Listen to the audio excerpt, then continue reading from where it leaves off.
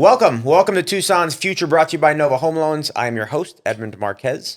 Each episode, we bring you a look at the exciting changes happening in our community directly from those who are making them happen. Today, we are joined by Jeremy Sharpe, president of Sharpe Associates, Inc. Among other projects, Jeremy and his team have led the development of Rancho Sahuarita, an award-winning 3,000-acre master plan community located in southern Arizona. Welcome, Jeremy Sharpe. Glad to have you. Thank you. It's been a long time. I don't like reading the teleprompters, man. But you did well. Said my name right. It was good. Amen. So I'm excited to sit with you. I've never sat with you before. I've known you for years. We always say hi to each other. I see him at La Buzz in the morning on Swan. Good little call out. Fort Lowell. Thank you. Every day. La Buzz. I get packages of the granola. Oh, good for you. Yeah. Good for you. I eat eggs and sausage and tomatoes pretty much every day, but that's all right. So great to sit with you. So what I know of you, and I purposefully did not do any Googling because I've always wanted to sit with you. I think you've had lunch with my sister probably more times than you've sat with me. So happy to sit with you.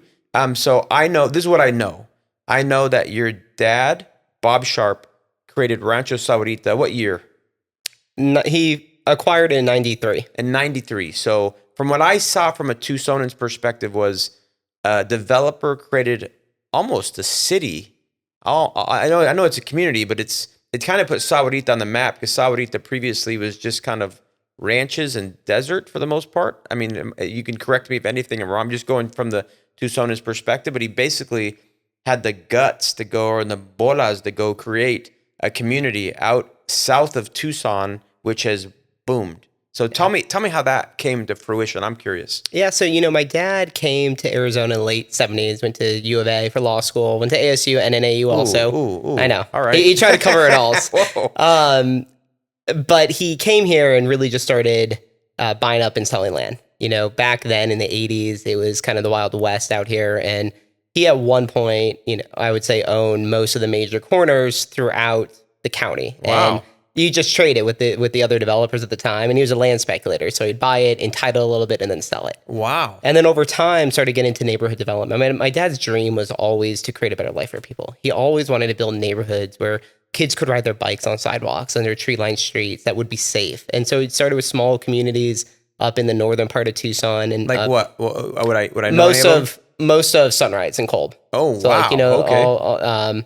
A lot of Sabino Canyon. We were just talking about being over by Sabino Canyon Cloud. Yep. Knollwood, that whole area was his. And so Sabino Vista Knolls? Not Sabino Vista. No. Directly Knollwood. West. Knollwood, directly west. Okay. But in a lot throughout the foothills and Vail and up through Marana and Oro Valley. And he had the opportunity to acquire this 3,000 acres in Sahuarita. And you're right. Sahuarita back then was, 2,000 people. It was nothing. It was nothing. It was like ranches. And, a lot of rich history, a lot of mining history, a lot of ranch history, a lot of strong homesteading families that had been there. And my dad had the great opportunity to work with them to have the first form the town of Sahuarita. He supported that. And then so the town of Sahuarita wasn't a town until your dad got there. That's correct. Okay, that's huge. Does Sahuarita charge a sales tax? It does. No property tax, though. Okay, that goes to the county. Yeah, but no property tax. And does it ever? I know it's now built a retail component. I know we're jumping ahead, but I know it has a retail component. Yep. Right? Okay. So your dad literally formed a town. Formed a town. My dad was an insurance agent. Your dad formed a town. That's pretty good, man. Okay, we keep going. That's super interesting. Yeah, and he just had this dream of creating a better life for people. And so he acquired Rancho Sahuarita. It's about 3,000 acres. Today we have 7,000 homes, about 25,000 residents. Same 3,000 acres? Same 3,000 acres. We've acquired, the original was 2,800 and we acquired another 200 acres later on. But, this vision was ingrained in everything we do. It's how do you make people's lives better? So did he create a fire department? Did he create a police department? I'm thinking like Disney World. So in essence, he helped. The county was a key part of that. When you form a town, the county plays a big role until on public safety. Rural Metro was our fire district until recently. Yep. And then, but really he formed the water company, the wastewater treatment, the wastewater facility, and kind of worked through all that public infrastructure. And really with this idea that, hey, we're 20 minutes from Tucson. We're 20 minutes from downtown Tucson. We're 20 minutes from like this triangle. I always call it like the job triangle. Yeah. Of, I would say the tech park to the Air Force Base to Raytheon to downtown, kind of this triangle of of where the major job sector is, and we're 20 minutes. And so how do you create the most family-friendly environment 20 minutes from that area? So from my recollection as a Tucson boy growing up, because in the late 80s, I was in junior high school. When this town started forming, it was the first time I'd ever heard of a really cool town center with the playgrounds and the pools and the grass. We just didn't have that. Yeah. I mean, I grew up Craycrofton River. We're in the foothills, yes, but there's no like grass area, there's no playground, there's no water park, etc. How did your dad create all that? So he would travel around the country and just learn. My dad was incredible asking questions. And he would go look at other communities around the country and say, hey, how can I bring this part back? What can I bring back to this community? And you're right. There isn't a place really in Tucson. There's some master plans now that have come up over the last 20 or 30 years where you have a lot of sidewalks, you have that. I would argue that, there's very few places in Southern Arizona that have the level of amenities and lifestyle that we have. We have 25 miles of parks, we have 25 miles of trails, dozens of parks, 300, my team would get upset with me, 320 plus events a year. We have a whole health and wellness program, a 24-hour gym. We have a water park. We have multiple pools. That's so much compared to most neighborhoods. So HOA wise, I mean, if you can tell me, you can tell me anything on the air. It's just you and me, man. So what and hopefully a lot of other people talk about how great Tucson is here, Southern Arizona. So what does HOA expense look like for a community like this? Because you're kind of insulated. Also, you're kind of away from some of the garbage or the riffraff that happens if you're close to other areas of town. You're kind of set to yourself. So there's some advantage to that. I'm sure there's some disadvantages. But what does your HOA fee look like for such amenities? Because you can't move to Sabino Canyon and Cloud and get those amenities, right? You have to go to your community or another master plan. What do HOAs look like? See, and now you're going to test me on that. What is our current HOA? Well, look at affordability of living in Sahuarita. It's like $100. I want to say it's about $140 a month. Don't quote me on that. Well, you're quoting me on this, but but it's very affordable. But how we did that? That's a ton for $140. But the whole idea was you're able to keep your HOA dues low, and because we do something, we have a community enhancement fee, and we're 1% of, and this was pretty innovative, but 1% of the home sale goes back to the HOA. Wow. For amenities when you sell your house. So the idea is you're paying for the use, you're paying for the amenities after, in your experience, after you sell the house. And over time, what that does is create a sustainable HOA. Because our biggest concern is, hey, we build, 9,000 units, 10,000 homes, and you have 30, 40,000 residents. And as soon as we leave, the community goes downhill. And that's the last thing we want. Yeah. We're community developers. We build it to last. And so it's not only creating the environment that we're able to do, but it's also creating the fiscal environment that the HOA can sustain. And listen, I will always say we're not for everybody. We are a really integrated community. Everybody knows each other. I've had people compare it to living on base. It's a very tight-knit community that offers a lot of activities, a lot of lifestyle, a lot of programming, and a lot right in your backyard. But again, if you're looking for that 10-acre, ranch parcel, we're probably not for you, and that's okay. What has surprised you over the years? Because this thing has continued to parlay, and you guys are insulated to a point. But I got a surprise. My son was playing soccer for South Point, and they're like, "We're playing Walden Grove," and I said, "What the hell is Walden Grove?" Because I didn't grow up with a Walden Grove, but Walden Grove is a brand new high school that is first class in the Sahuarita area, right? And so that high school, I don't know where it is in relation to Rancho Sahuarita, but that high school's, it was beautiful. I was shocked. I'm like, when did this get built? Who built this? What the heck's happening here? So how many things have parlayed that have as you just even as the son of Bob has just surprised you with where this thing's gone? Well, I think so much of it, schools have always been important. What was so attractive about this parcel, if you look, is it had an interchange. There, it was by major employers up at the Triangle as well as the mines, but also at a great school. SCSD has historically been a really good district. We have really worked hard over the years to make it great and help and work with Dr. Valenzuela, who's the incredible superintendent there. But the community supports schools. I personally have led the campaigns with a great committee of must be 7 or 8 school bonds and overrides. You're right now. Passing your bonds and overrides? Passing every single one. Oh, good for you. since in the last 15 years since I've been involved that we've passed, the community supports education.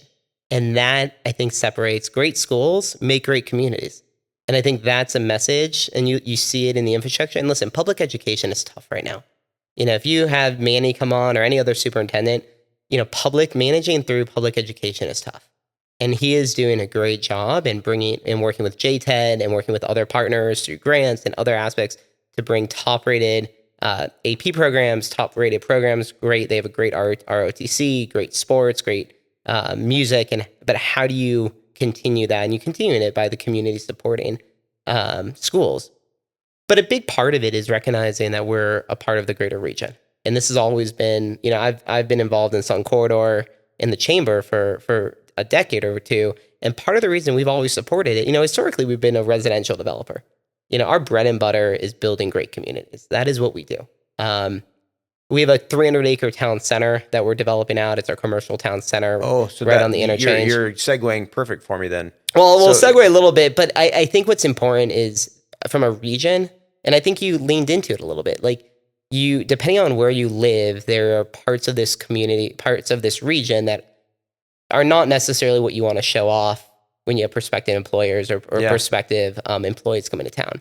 What we wanted to do and what we continue to build, and the reason I've always supported kind of more the regional efforts from an economic development standpoint, even just being a residential developer, and we're doing some other things beyond that, was because that residential, knowing where people are going to live, if you're an engineer moving here for Raytheon, or you're a new company looking in, you're looking at, hey, where can my employees afford a house? Where can they go to good schools? Where can they be safe?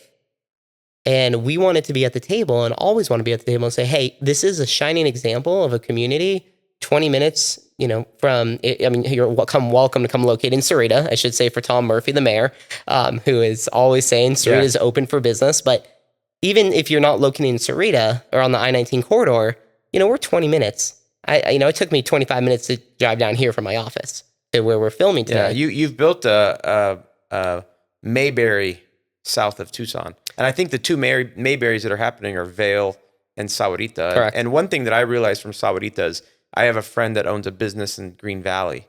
The Green Valley being a retirement community, she has to hire employees for her business. And she's not going to, for the most part, find those employees in Green Valley. So because Sahuarita is close to Green Valley, she has an opportunity to survive as a business. Correct. But as people are living in Sahuarita, at some point, you will grow and mature so much as a town, whereas people don't have to commute to Tucson. They can just simply work in Sahuarita. So what's happening on the commercial side? Well, and I think that's the goal. I mean, we are working on some really large opportunities that I can't announce yet, but we're working on some. You can announce them. I can't announce them. I will come back on this show and announce them. It's just you and me, baby. But we're really out there working on some great opportunities and also supporting more regional efforts. We support the mines with South 32 and Rosemont and so forth, or Hudbay, I guess, and we're working on a few things. But you are right. I mean, economic development across the board in this region is challenging, and it's a great opportunity. And how do we, as a region, Sahuarita will be successful, and we've had land all over the county.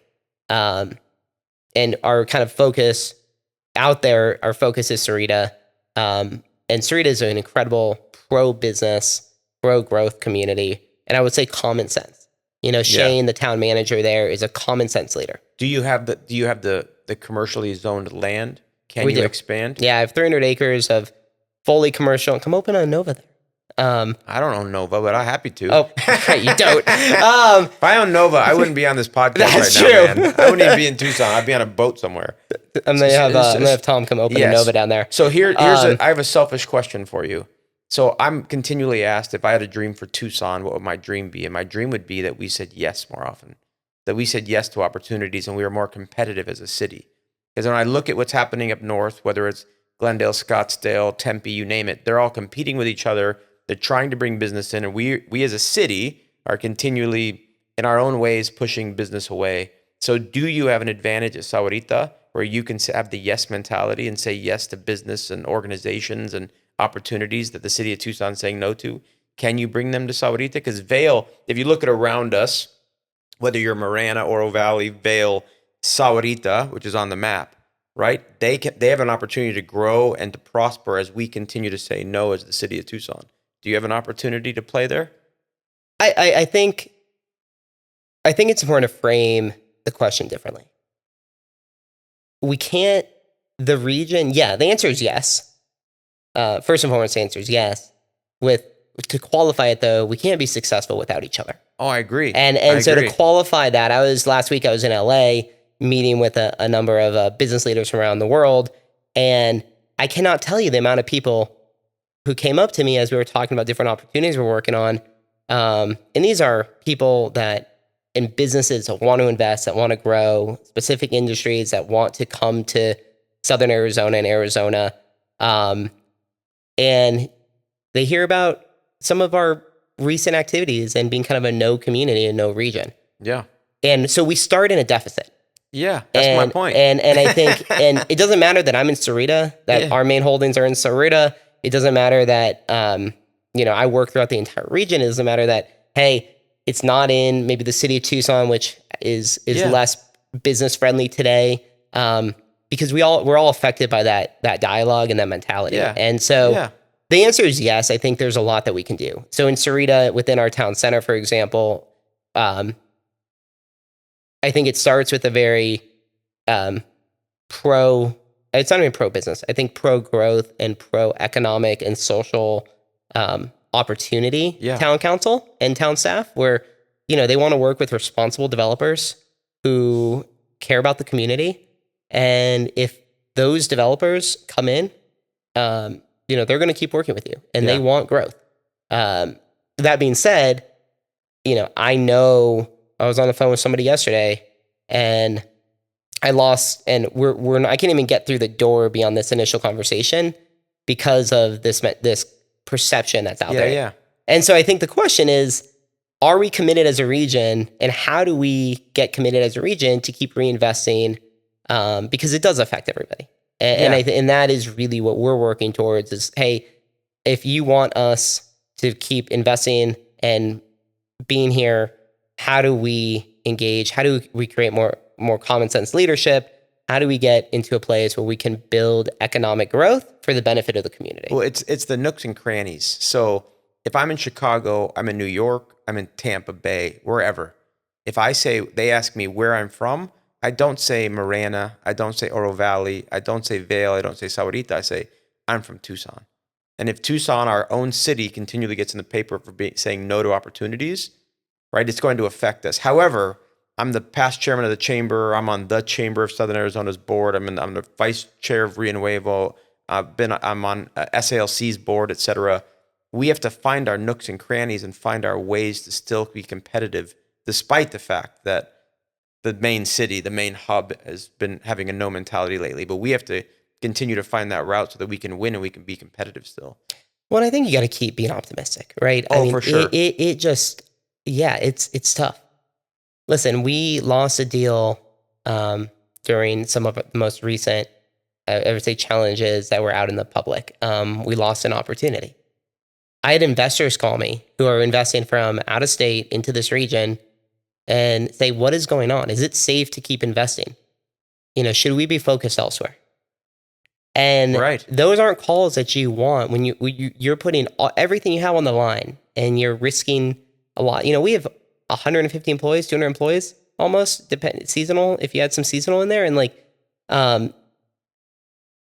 that's 200 families that we need to keep a business operating, and we need to be able to keep moving forward and finding success. And there's a lot of businesses like that. And I think that is what we sometimes forget, is that this whole region is filled with people that are trying, and family businesses and larger companies, but people that are trying to move things along. But it is hard. We are more competitive. If you go to Colorado, if you go to New Mexico, even if you go to Reno, Boise, Inland Empire in California, and California is a different ballgame. But if you go, forgetting Phoenix, and the social infrastructure is better. They're taking better care of their people, and they're also the physical infrastructure is better cared for. And so we need to make a decision in this community, both as business leaders, but also as a community, of saying, hey, and I will say elected officials need to come together and act in the best interest of the overall region, and saying, hey, how do we create a regional plan for economic growth, which will lead to better social empowerment and better social safety nets and better infrastructure. I'll say this semi-controversially. When our community allowed people from Tucson and outside of Tucson to show up to our city council meetings and to scream and to holler at our city council people, that was talked about in Phoenix. It was talked about around the country. It was. I'm just aware of people from Tucson that went to Phoenix for meetings, and people in Phoenix who were doing huge deals were like, what the hell are you all doing down there? That was what was going on through the business and the economic development folks out there.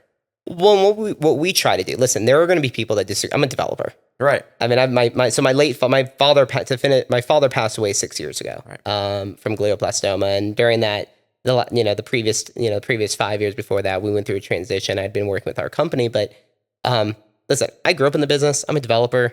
My dad had one rule, and it was always do the right thing and treat people fair. Amen. And his right thing, there were people, believe me, there were people that disagreed with him. There were people that disagree with me. But at the core part of it, I'm a developer, but I'm a community developer. Yeah. And so at our core, and our developer and I would say our team's core, it's striving to say, okay, we are going to create a project, and we're part of this community. How is this project affecting the region, affecting the local community? How's it affecting the region? And then how is it sustaining long term? I get the reputation some developers have. Sure. I understand that some out-of-state developers can come in and they just build and go, and they might not have that same level of interest. And that's something that we as a community, both as an industry within the real estate community, and as a region, we need to be cognizant of and be aware of. But that being said, there are ways to develop that both make financial sense, make economic sense, that add value to the city or region or town, whichever municipality it's in, and ultimately, I would say, adds value overall to the overall community. And so there's ways to do all of that. Yeah. In how you work through projects. Yeah, I'll tell you a mini story. You see how I'm trying to be a little bit more. No, you're very nice. Good for you. I can jump into it, but I'm with you. But I'm a little more mouthy. It's okay.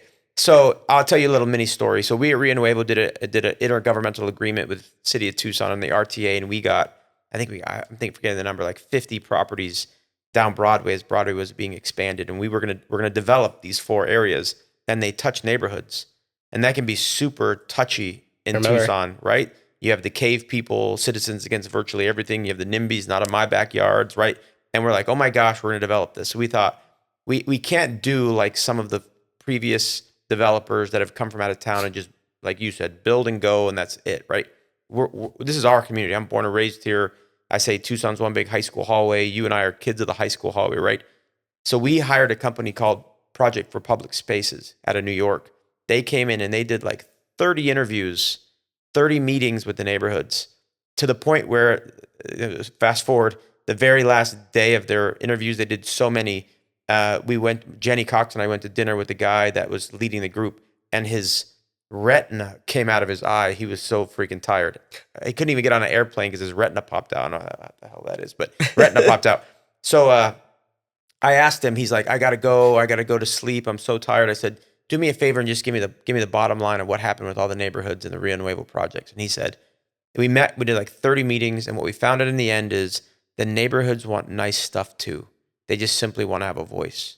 So anyone developing, my advice to them is sit with the neighborhoods, have the discussion, dry erase board it, chalkboard it, and come up with ideas and thoughts and what everyone wants to see. Then the neighborhoods want nice stuff too. Will you get a couple unreasonable people every once in a while? You will, but that's in any community. So to flip to something. That being said, though, yeah, go ahead. Then you need political strength and courage. Yeah. And there will be people that will always say no.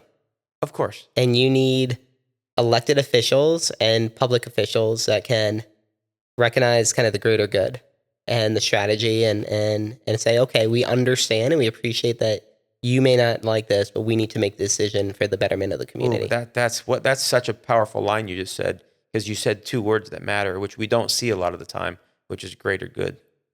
it's for the greater good of the community, not for a small group.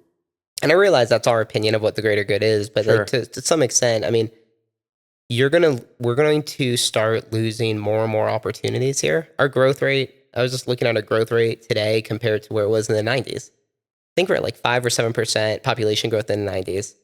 And don't quote me on this again, but I think we're at 1% this year. And you know, I talked to a home builder last week. He had the worst month that he's had in October since the Great Recession. And so what happens if a home builder stops building homes? I can't develop, but you start losing that. You know, people can't afford, if people can't afford Yes. to buy new homes or buy homes in general. Yes. If the affordability, it's not about, you know, I think there's this, we can die. That's a whole podcast within itself is talking about affordability, but at some point the contraction will start to really, I mean, I think it has already, but it's affecting community and it's affecting the resources and, you know, so but you are right. There are people out there that are trying to get this done and we need to think about the greater good. And it's tough. Yeah. Yeah. It is tough. There's a well-known gentleman out of Detroit. He was like one of the most influential Jewish Americans in the 20th century, based in Detroit. He made all his money in Detroit. He made all his money in oil. Really, really, really successful, self-made. You know, Marathon Oil, Speedway gas stations, etc. Kind of was. Yeah. And he kept investing in Detroit, and he believed in Detroit. Lost all his money, I'm guessing. I don't want to go there. But, you know, I think there's this belief of, hey, for you and I and others in this region as business leaders and community leaders is saying, this is our community. Yes, we could go elsewhere. Yes, we can. And yes, we can go invest elsewhere. But this is our home, and we're going to continue to keep trying. Yeah.